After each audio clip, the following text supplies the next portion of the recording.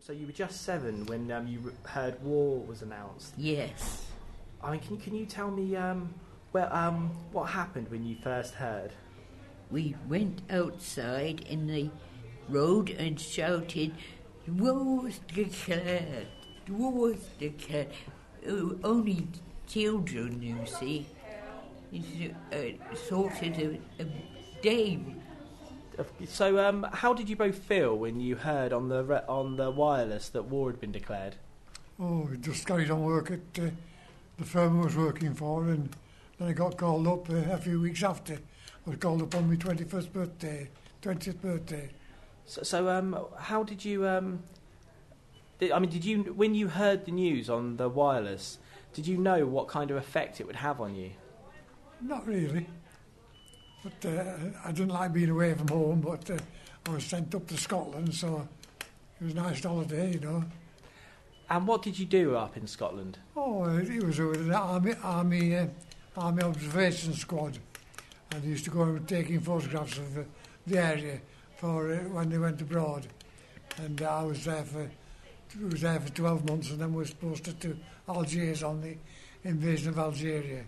Hazel, could you do you remember the war being declared? Yes, I do, but I was at school, and it really did worry me. I thought it was a way, I should see things. I should, in the war, all the soldiers, and they're all stationed at Hampshire in the camp and such like. And I really had quite a good time.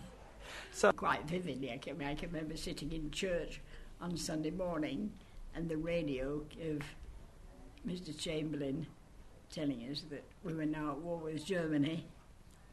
And then, of course, everything was very still for a while.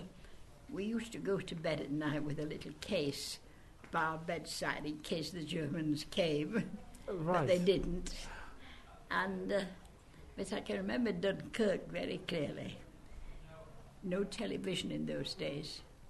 We used to go to the cinema on a Friday evening and see a newsreel. And I don't think I shall ever forget the sight of the remnants of the British Army on the beaches at Dunkirk, getting into little boats. I know a boy I knew was shot as he was swimming out to one of the big ships. And the sight of them arriving at Dover, bedraggled, some of them bandaged, some of them without boots, staggering ashore with as much equipment as they could carry. What are you doing now? And there was the Salvation Army waiting with cups of tea and sandwiches. And these bedraggled creatures got out of the little boats.